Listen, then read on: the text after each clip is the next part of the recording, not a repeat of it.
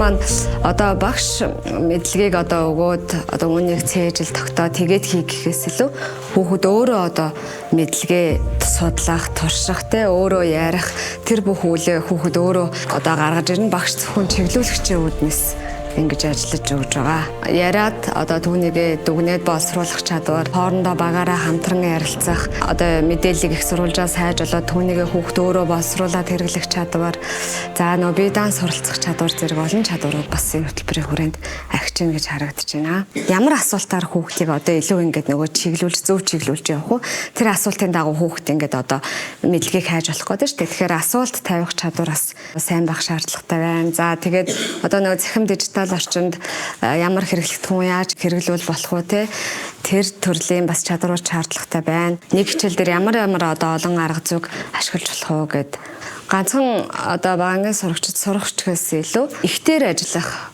одоо төрөл бүрийн ихүүд маш их шаардлагатай байдаг хүүхд. Ихтээр ажиллаж иж одоо тэндээсээ олон бас мэдлэг чадварыг олж авдаг. Тэгэхээр нөгөө төрөл бүрийн богино хэмжээний үлгэр өгүүлэг ихүүд маш их шаардлагатай байна. Надад ингээд бөөнөрөө цугларч энэ цуугаа тэгээд асуулт хариулт аваад тэгээд илүү хөгжилтэй аргаар зааж байгаа нь илүү их сонирхолтой байна. Анги дотроо жүжиг мужиг тоглох нь сонирхолтой байсан. Компьютер ухаан хичээл нь 2024-с 25 оны хичээлийн жилд манай сургууль дээр хичээлсэн. Би 5 дугаар ангийг туршин зан хичээлсэн. Энэ хичээл нь болохоор 3 үндсэн бүтцтэй. Эхнийх нь компьютерийн үндсэн хичээл, дараа нь робот, дараа ингээ код ордог гэсэн 3 хичээлээс бүрдэлтэй хичээл байгаа. За бид энэ роботыг энэ иргэсийг авах туслах юм. Хүүхдүүдийн ерөнхийдөө бол өнгөрсөн жилийн хичээлийн жил бол маш дуртай хичээл нуусан. Өнөөгийн нийгэмд яг хэрэгцээтэй байгаа компьютер, робот гээд дээрээс нь код ордог бүх хичээлүүд хамрагдж байгаа учраас ерөнхийдөө үр дүнтэй хичээл байгаа гэж үзэж байна.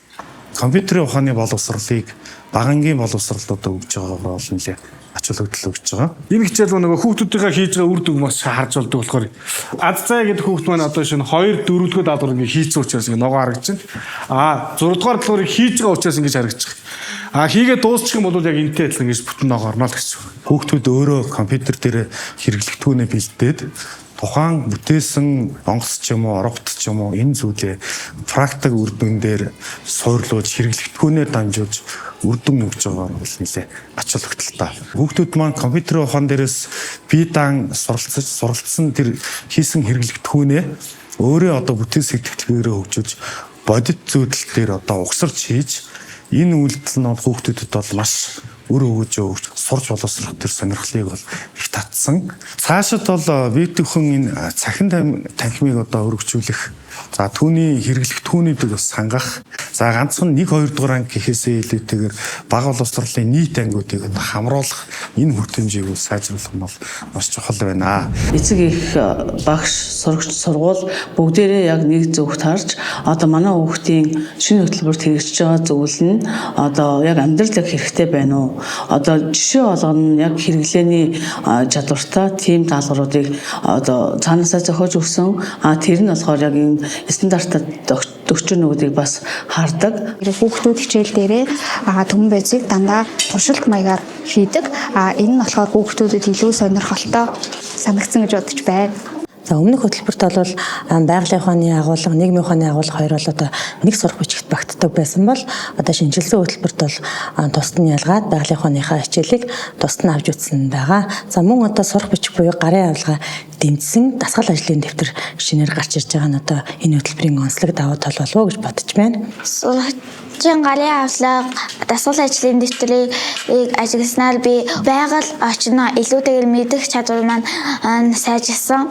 Надад хамгийн сонирхолтой байсан даалгавар маань болохоор дэлхийн татах хүчний тухай судалсан даалгавар маань байсан. Одоо багш шинэ хичээл заачаад дасгал даалгаврыг одоо бэлтгэж суухгүйгээр одоо дасгал ажлын дэвтрийг ажиллаад явах нь одоо багшийн ажлыг хөнгөвчлсөн. Багш өөрөө тэр бодлогыг, тэр хувилбарыг, тэр даалгаврыг болохоор дахин зохиох, тийм цааш нь баяжуулах тийм орон зай бас яг энд байгаа нь хамгийн том давуу талуудын бас нэг гэж үзэж байна.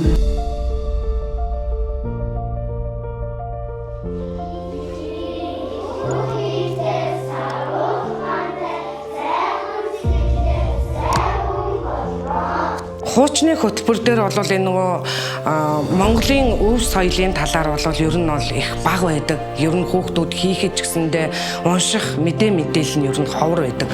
Гэтэл энэ шинээр хэрэгжиж байгаа одоо энэ хөтөлбөрт маань бол одоо өв соёлоо дээдлэх, өв соёлоороо бахархах, өв соёлоо уламжлаа мэдэх, цааш нь түгээх тийм дасгал даалгаврын ажлууд маань маш ихээр орсон мэлээ. Ер нь миний мэдгүй ч гэсэн дасгал даалгаврууд орж ирсэн.